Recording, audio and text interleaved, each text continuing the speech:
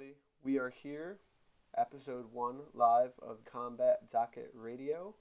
I am Kurt Chase Patrick. I'm here with my co-host, Ben Abrigo. And Ben is going to tell you a little bit about our website, what we're about, and what to expect from our podcast each week. Hey guys, and gals, fight fans in general. My name is Ben, Benjamin Abrigo, or Benny Abs on Twitter, whatever you want to call that. Kurt and myself, we contribute to CombatDocket.com. The website is unique in a couple of different ways. One, if you haven't already, sync your calendar to the Combat Docket calendar. You can hop on there basically every day and see any type of fighting, MMA, boxing, grappling, kickboxing, Muay Thai, whatever may be happening in the world. It's linked to your calendar so you can hop on and kind of see what's going on and how to watch those different events. So that's one thing that makes Combat Docket a little bit unique. Something else that makes it a little bit unique, hopefully that we can kind of bring to the podcast, is that there's a whole world of MMA and combat sports outside of just the UFC, outside of even the UFC and Bellator. And I think Combat Docket does a good job of kind of highlighting things outside of the most major stage of MMA. So what to expect from the podcast? Both Kurt and I kind of consume grappling and or MMA or kickboxing, boxing, whatever it may be, a lot. I can speak for myself, maybe not Kurt. I think I consume it to kind of an unhealthy degree. I think me too. Yes. So we're kind of doing a lot of the job for you, hopefully distilling a lot of the knowledge that we consume and bringing it to you each week. I think both Kurt and I kind of bring a little bit more technical analysis to how we look at fights and how we look at grappling and how we look at striking. So definitely expect a lot of that in the future, kind of breaking down fights that are going to happen and discussing what technically happened in fights that we saw. But beyond that, we're fight fans. So we're going to talk about the promotion. We're going to talk about the bullshit that happens outside the ring or the cage. On top of that, definitely expect some guests, some fighters, hopefully some coaches. I would love to interview some coaches, as well as, members of the MMA media and other notable persons within this little community that we have. So that's basically what to expect from the podcast. Kurt, do you want to add anything? I think you really summed it up well. Each week we're going to be bringing you new stuff, not just from the UFC, not just from Bellator, but from all over the place, grappling, boxing, everything. Maybe a little pro wrestling here and there, who knows? But yeah, I mean, let's jump into it. I think off the bat, we have to talk about the Mayweather-McGregor fight, and we apologize. It's been getting driven down everybody's throats for the past, 2 months? But we're finally here. We're fight week. So, again, you guys haven't really heard our take on it. Could be similar, could be different. So I have promotionally speaking, did you expect this fight was ever going to happen? Absolutely not. I was in yes, when all of your, my friends were like, oh, I hear Mayweather wants to fight McGregor. I was like, that's never going to happen. There's no way that's going to happen.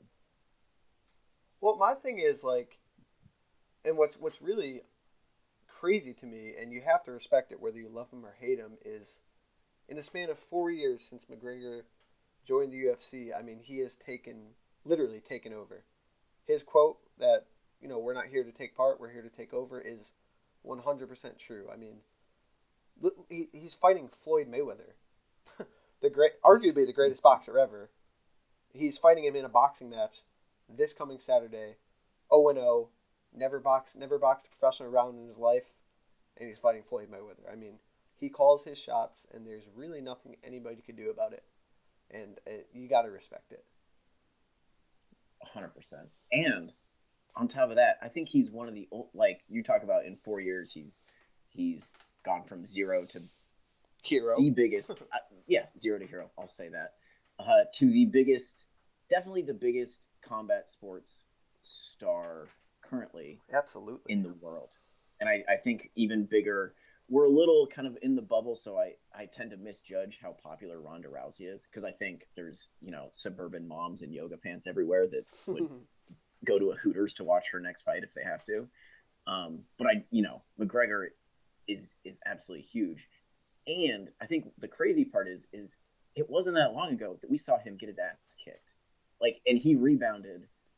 He can take an L here like nobody can in the world, I feel like, and absolutely. still be a huge star. Yes, because and that's another compliment to him is he knows how to handle his loss. He lost to Nate, and he made really no excuses. He picked himself back up. He got himself back in the gym. He got the win back. And yeah, look at him now. He beat up Eddie, and now he's fighting Floyd Mayweather. It's crazy. Back to the original point. I mean, I don't think anyone could have seen this happen. And we have to talk about this. We all know that he beat up Paulie Malignaggi. That's debatable. We're a little removed from all that hoopla, which shows you how crazy the promotional machine has been. That it was like just last week that those clips came out, and already it's like I've kind of forgotten about it. Well, that's another thing too, man. I mean, this whole roller coaster ride, you could say. I mean, they've generated just so much from the Paulie thing to the Draymond Green jersey thing. The press tours. I mean, it's kept everyone interested. And like I'm usually, and I'm pretty sure you're the same way, that I'm pretty immune from most of the promotional bullshit. When the fight was announced, I was like, this is a farce. Like, whatever, McGregor will lose. Let's move on. But the more and more and more that I get exposed to all this promotional stuff, the UFC has done such a good job of convincing even myself, who, I don't think that this is like a super legitimate athletic contest, at least. They plant so many seeds in my brain of like Mystic Mac. He's this special person. They've planted so many seeds in my brain that lead me to believe, I hate to admit that there's like a part of me somewhere that's like, you know what, maybe this guy is crazy enough to pull this off. I think it's a credit. The UFC so often, particularly Dana White, throws his own fighters under the bus, but absolutely they've promoted the hell out of this fight so well. It's going to be huge, and I hate to compliment the UFC for promoting a fight well, but they're doing it well here. Speaking about the Paulie thing, I mean, look, they sparred 8 rounds, and then they sparred another 12. Mm-hmm. So that's 36 and 24. 24, yeah. So they've sparred all those, and we've literally seen 15 seconds of footage making McGregor, and it's another promotional ploy. But all we see is McGregor arguably knocking Malignaggi down, landing a left, looking pretty good, and boom. Again, and Paulie can complain all he wants. And, I kind of side with Paulie on that because, look, you look at all these boxers, you look at fighters. I mean, who is talking about sparring? No one's saying I knocked you out. It stays in the gym. If we roll jiu-jitsu, I bring you into my camp and I tap you out, or vice versa. I'm not going to go running around saying, oh, I tapped Benny out. Like, I'm the man. Like, look at these pictures. It should stay in the gym. But again, it's such a high-profile thing. It's part of the, the machine that's driving this fight. And again, like you said, it's got our interests piqued. And it stays in the gym until, because we've seen it before with like Cody Garbrandt and TJ, it stays in the gym until you have some promotional capital there that you can use, until you can say, no, we sparred this one time in the gym and I dropped you or whatever. Those 18-second videos, obviously, if you know a lot about boxing or if you know a little bit about boxing, you probably know you can't really glean much from those clips. No. But the fact that the UFC sent out official, I guess our emails were lost in the shuffle, but they sent out to media personnel, here's the clip, use it how you see fit. Yeah, that's some good promotion right there. Absolutely. So let's I mean, aside from the media circus and everything that's going on, What are your thoughts on the actual fight? Because I mean, we're here. So it's, I will say this.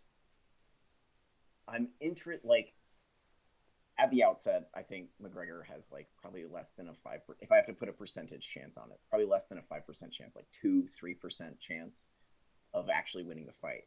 That said, for me, it's like a interesting kind of little mental exercise because I'm curious how does a multiple weight world champion in MMA that specializes in striking do against like an elite boxer? Of course. So I'm interested in that, how it plays out. I think for most people in the know, the question is, does it go the distance or does it not? Okay, so what are you leaning towards? Give me a fight prediction. All out prediction, I think Mayweather stops him in like the 8th or 9th round late. Really? Here's why.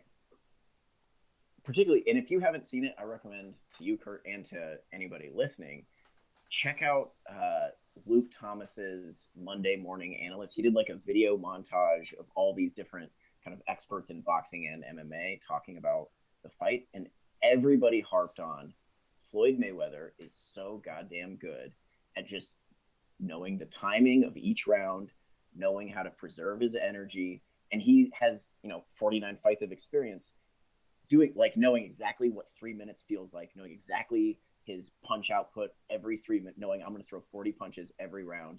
And really just, I mean, it's not so much he throws the best punch, he has the quickest head movement, he has the quickest hands. It's his brain that sets him apart. Yeah, I agree. And his ability to kind of manipulate a fight. The way I see him finishing, I think the converse of that is McGregor has zero experience in a 12-round boxing fight. I think he's going to get a little frustrated, if not a little gassed. I'm on the fence about that because he's a bigger, younger dude.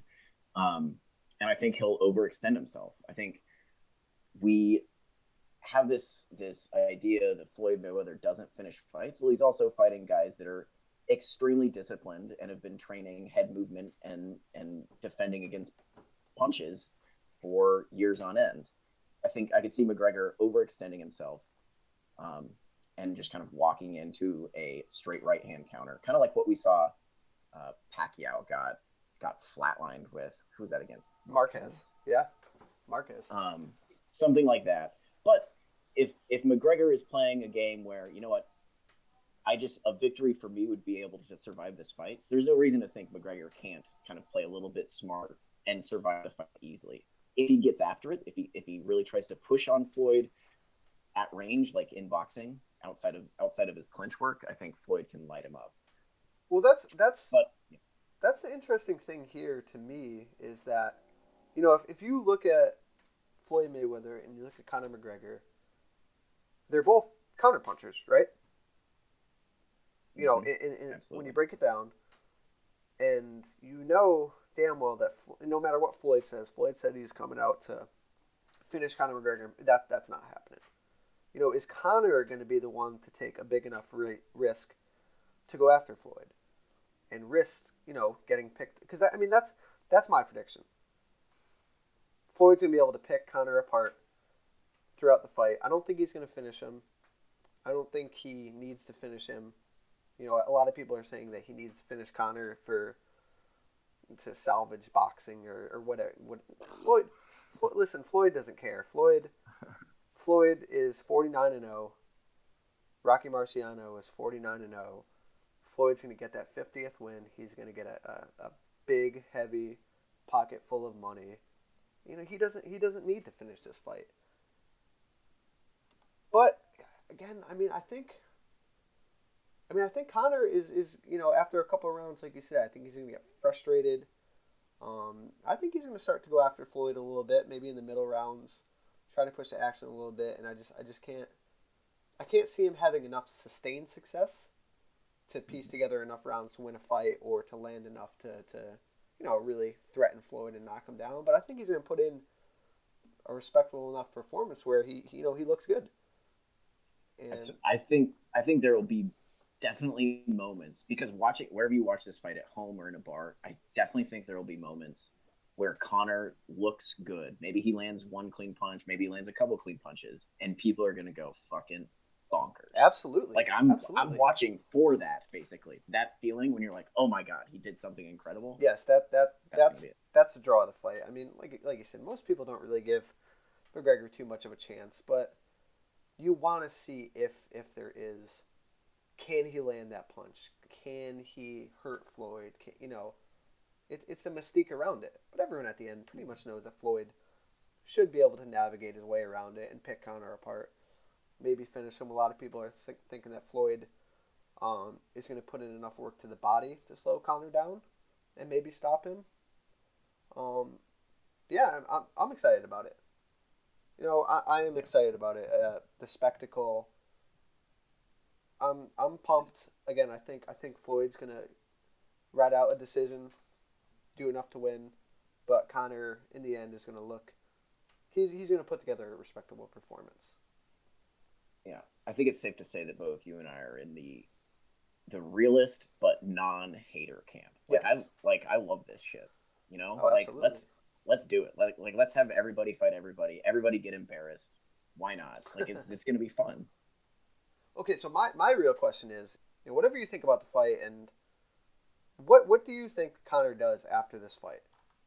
Because if you remember a couple months ago, Dana was saying that Conor, he's going to fight in December. He wants to fight in December. And even John Kavanagh came out and said, Conor wants to fight in December. There was that hoopla about Conor fighting Khabib in Russia. But again, like let's say Conor does put enough of puts a respectable performance out there where he looks good. He doesn't get starched. I mean, he's not fighting in the UFC. He's not losing any of his UFC glory.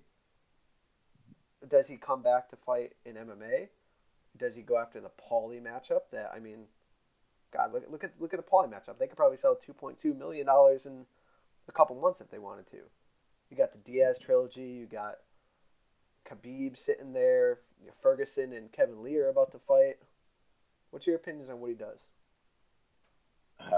I'm torn. I think no matter what, even if he gets knocked out in like the second round, which both you and I think is pretty unlikely given Mayweather's style. Yeah, I don't see it happening. Even no matter, but basically any outcome, Mayweather or McGregor rather gets on the mic, says, all you people call yourself fighters. I just walked in here with the best boxer of our generation, and I went X amount of rounds. Maybe it's 12, maybe it's 6, whatever. And he says, now you fucking pay me. And there's going to be so many millions of people watching that. And then, like, the UFC's hands are going to be tied. Either they shell out the big bucks for him to go fight.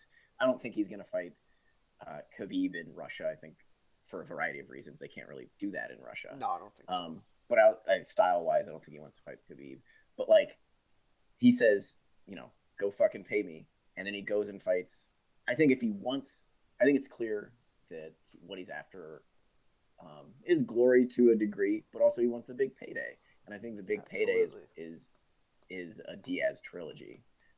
I think he fights maybe once more in the UFC and then calls it quits. Or he looks, I don't know what the ring is going to look like, but I've seen a lot of like McGregor entertainment logos.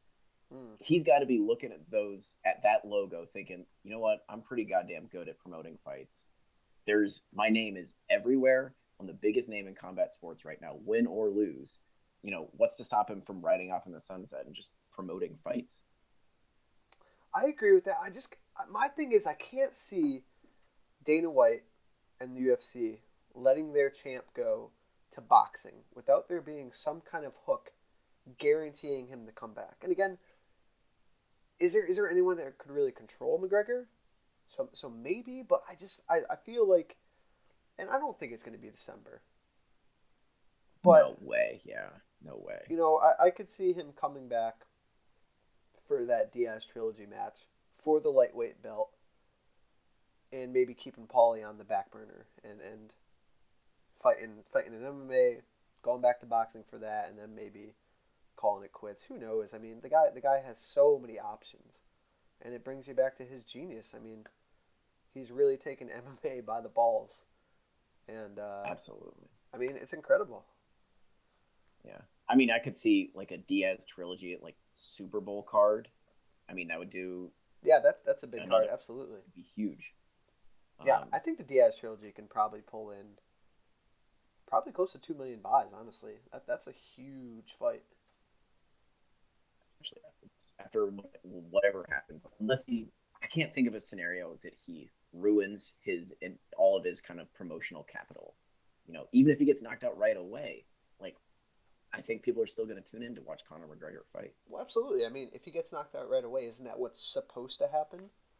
Exactly. You know what I'm saying? I mean, yeah, he's got options, and I'm excited to see it. Yeah. So I think the Pauly thing is kind of. I mean, maybe he could sell a fight with Pauly, but I kind of feel like it's a flash in the pan, honestly.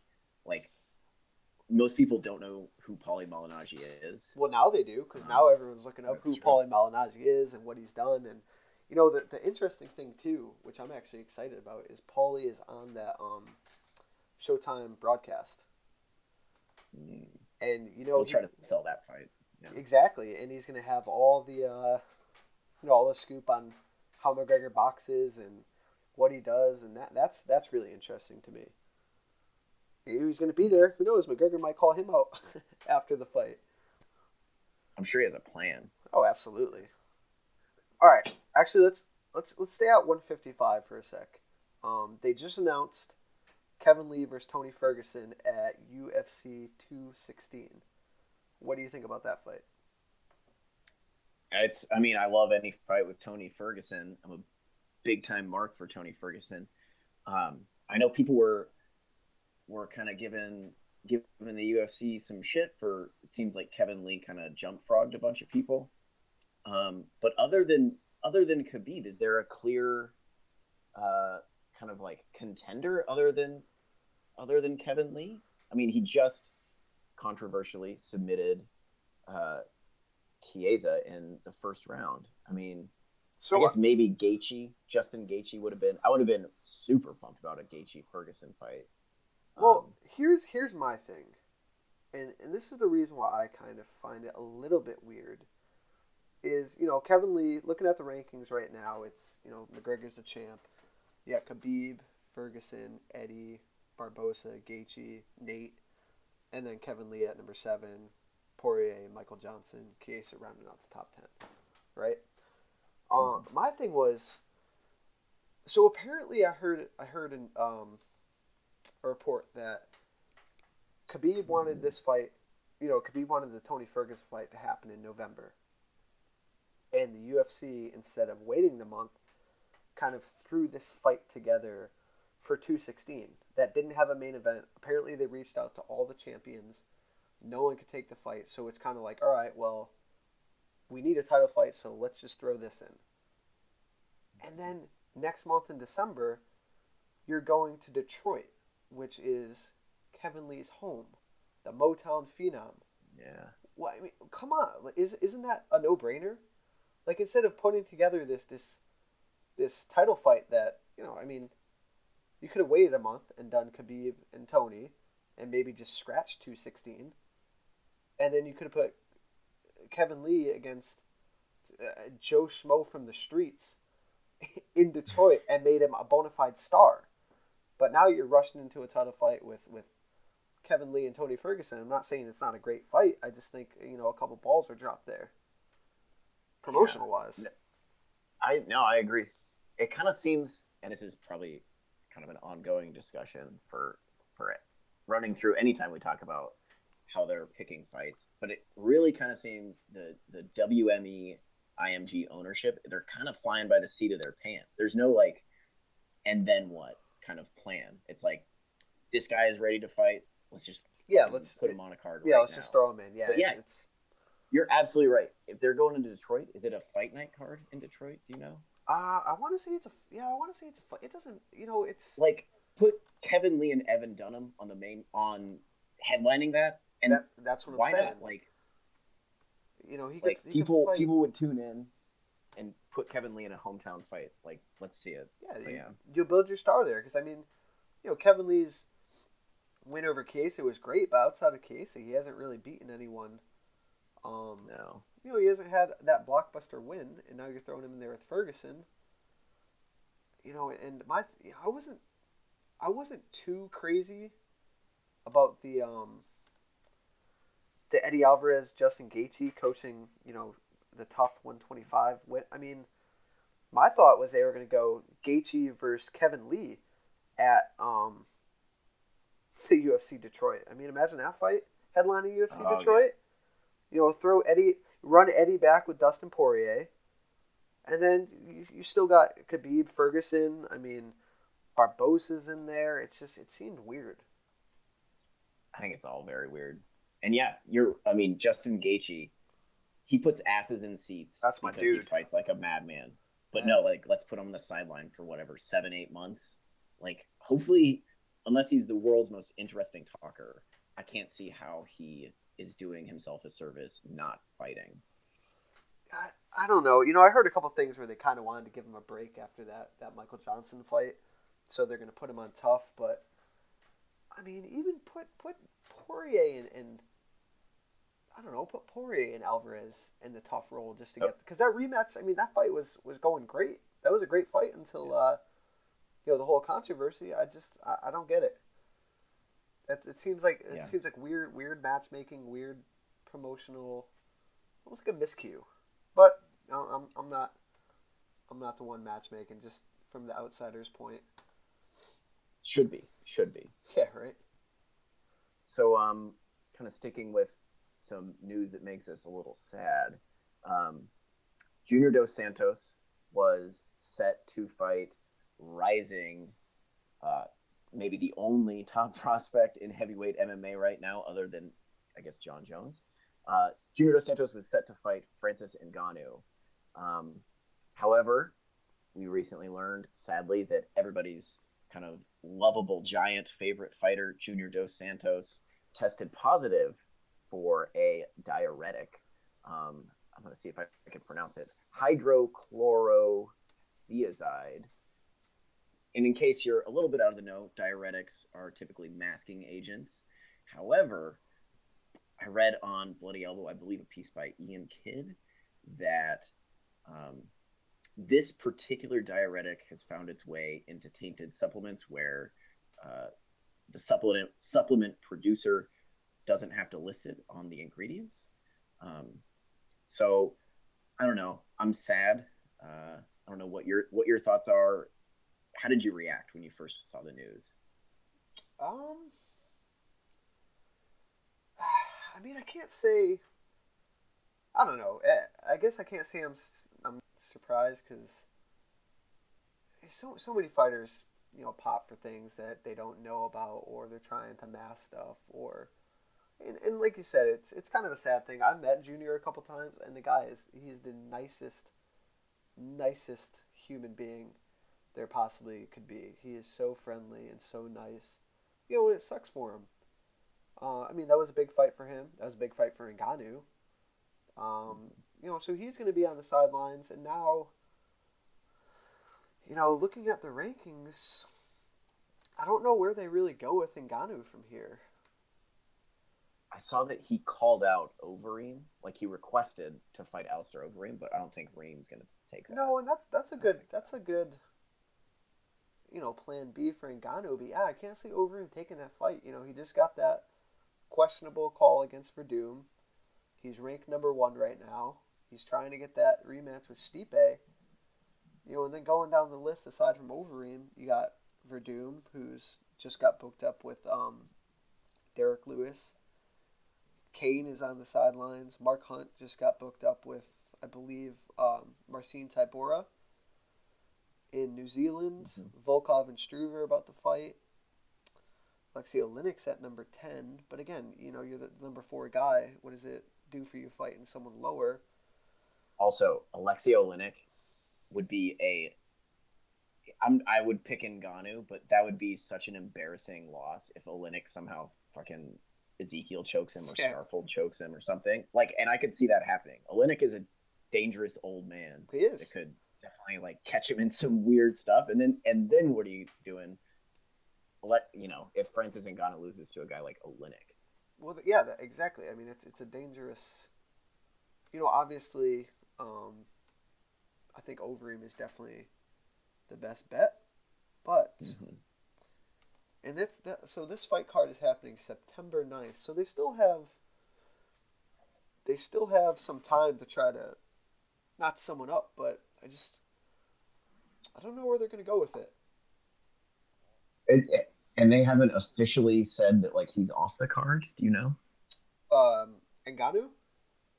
Yeah. No, they're actively searching for someone. I imagine that they're trying hard to get Overeem because I think that makes the most sense.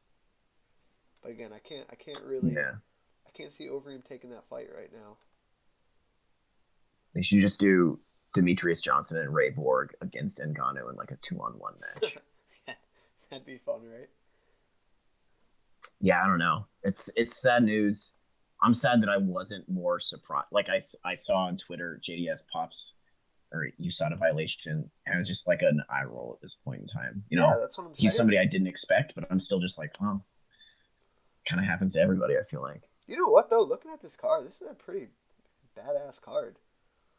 Mm-hmm. You got Demetrius Johnson, Ray Borg, Nunes Shevchenko, which is kind of funny because I mean Dana White just publicly bashed Demetrius, publicly bashed Amanda Nunes, and now they're headlining the card. It's like, again, that goes back to Dana White's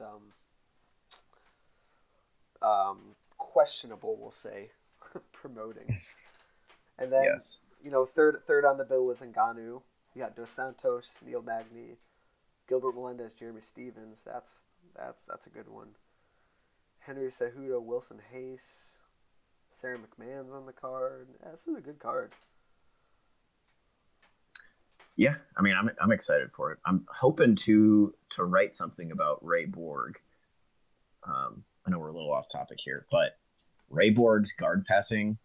I used this term on Twitter a while ago. It gives me a bit of a technique boner because his guard passing and back takes are just, they get me all jazzed up. I don't think he's going to do it to Demetrius Johnson. No, but yeah, Ray Borg's a solid fighter, but I mean, Demetrius is so damn good. He's just on another level.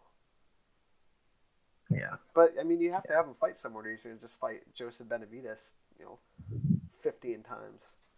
Because that's really the only guy that I could see, really having anything for Demetrius. Yeah. All right.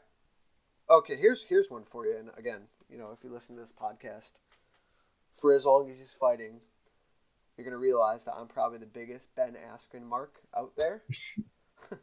But Ben Askren is returning September 2nd. He's going to be main eventing 1FC live from Shanghai, China against Sebastian Kadestam.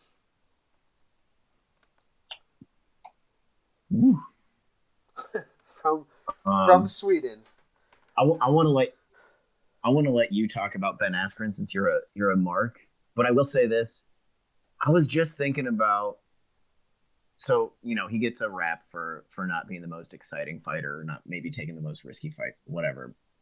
Besides the point, I actually think he's a guy that would have thrived in Pride. Not because he's super exciting, but they would have put him up against like Shinya Aoki and also like that Zuluzinho dude. He would have been in some interesting fights in front of a bunch of eyeballs, and he would have gotten on the mic and said some crazy shit.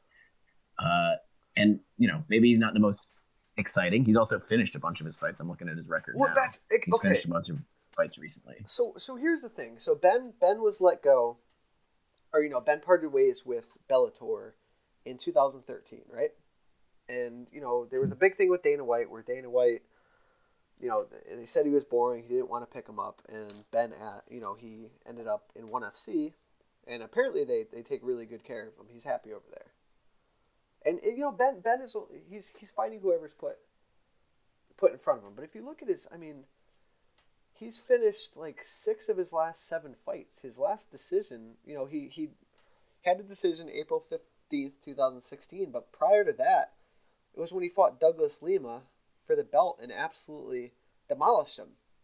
He also demolished Andrei Koreshkov, the current and former Bellator champs. And, like I said, anyone that gets put in front of him, he beats him up. And, he doesn't. He's almost like a Damian Maia. He doesn't throw many strikes. Strikes are a little bit unorthodox, a little bit sloppy. But when that guy gets you to the ground, I mean, you are fighting for your life down there. He's constantly throwing. He's constantly passing.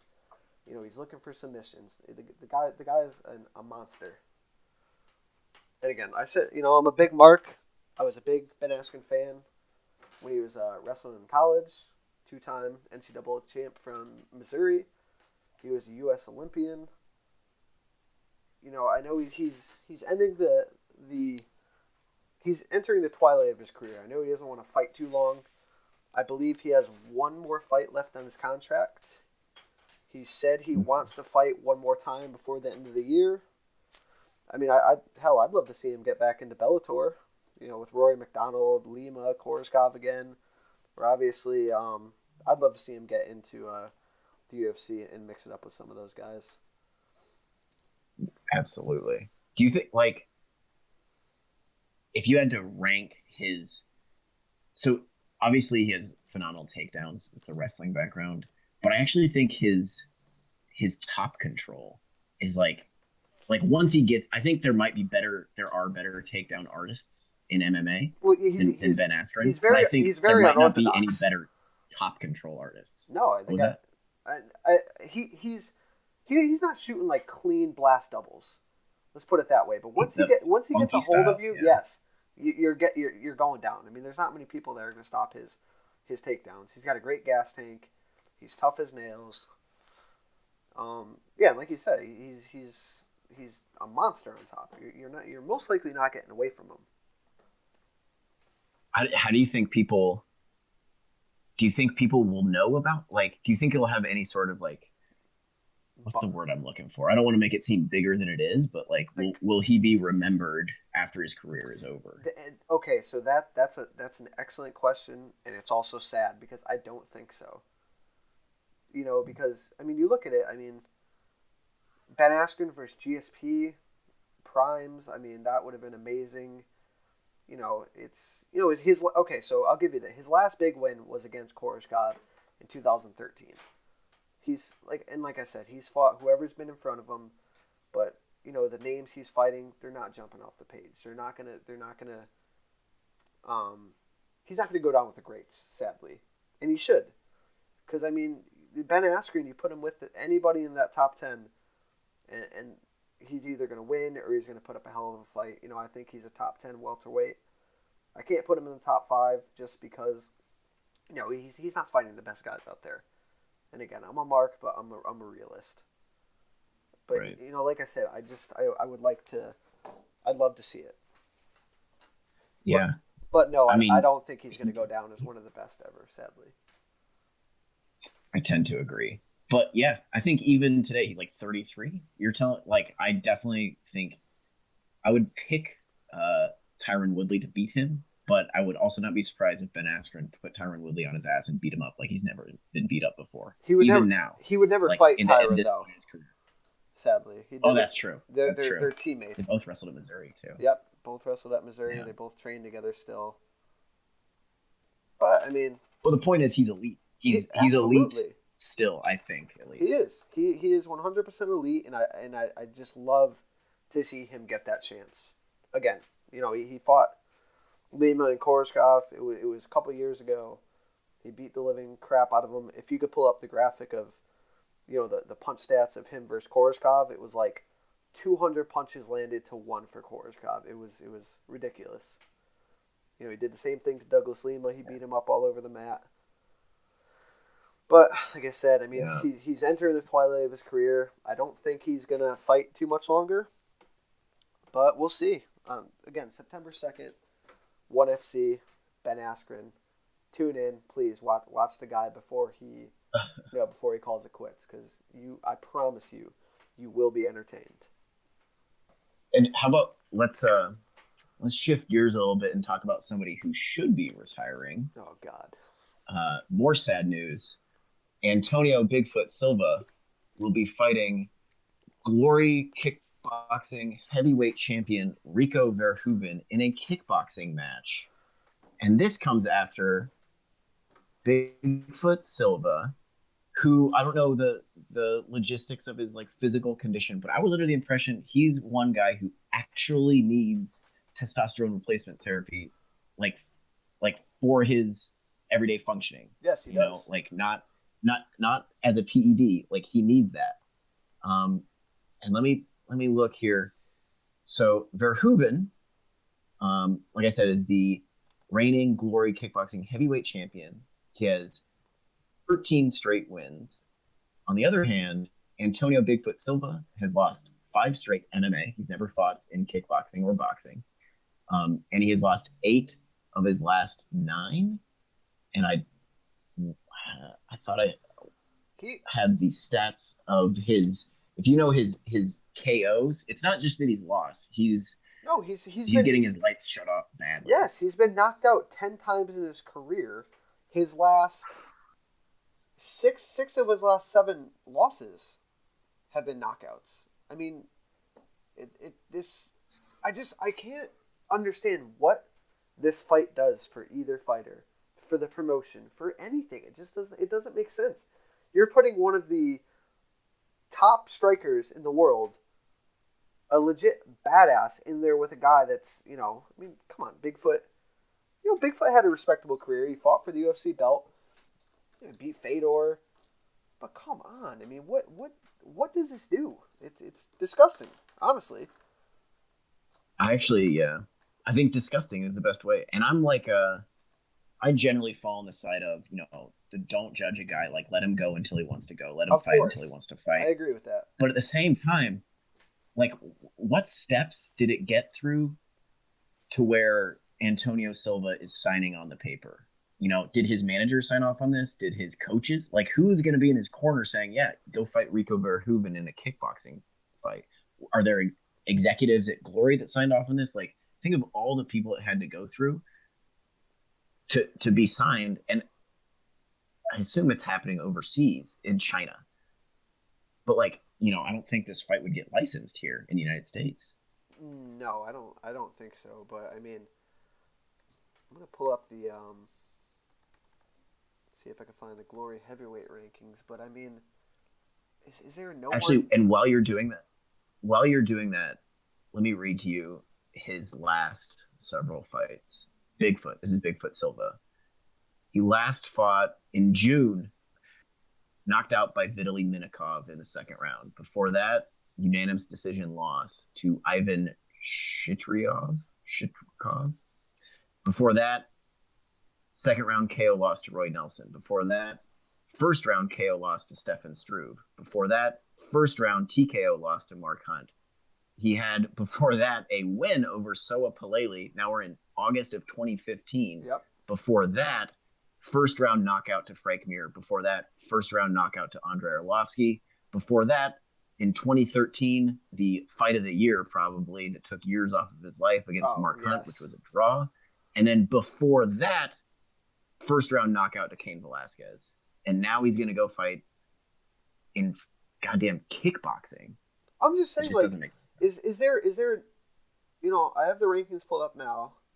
I mean, are none of these guys willing to fight Verhooven where they need to go after Bigfoot Silva? Are they trying to, I don't know, break into the MMA market by having him fight, an MMA star? I don't get it. Glory hasn't really been their shtick either, bringing in MMA fighters to fight kickboxing. No, I mean, again, I mean, I really think, and again, this isn't, we're the outsider's point of view, but I think a lot of people would agree with us that someone needs to sit Bigfoot down and be like, listen, you want to do a grappling event or whatever, go ahead, but to take more punishment from a pure kickboxing monster, it's not smart. It's scary, frankly. It's scary.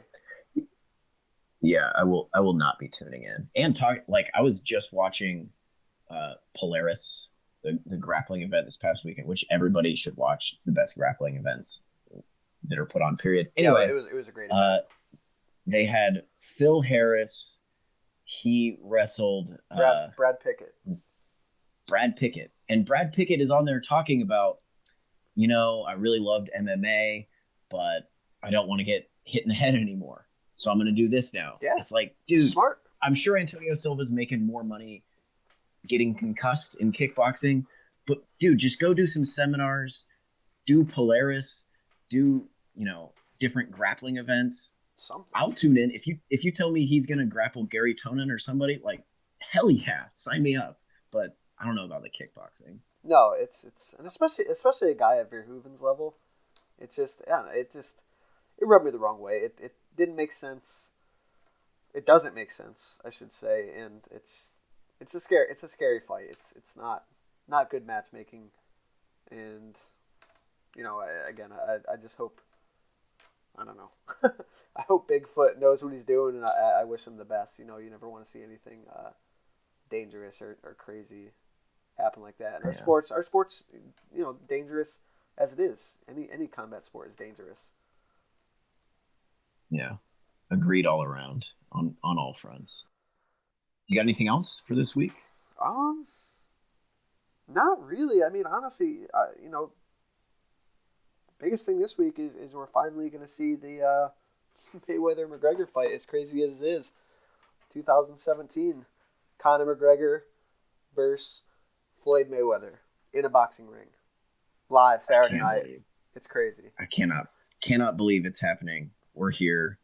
If you follow me on Twitter and the tweets get a little wild, it's because I am stuck at a Buffalo Wild Wings drinking with like my girlfriend's parents for 8 hours at a time watching boxing. So that's what's gonna happen. Guys, we appreciate you tuning in. We're going to be doing this at least once a week. Please follow us on Twitter. Ben is at Benjamin Abrigo. I am at KCPKO. And please follow Combat Docket at Combat Docket. And again, enjoy the fights this weekend, and we'll see you all next week.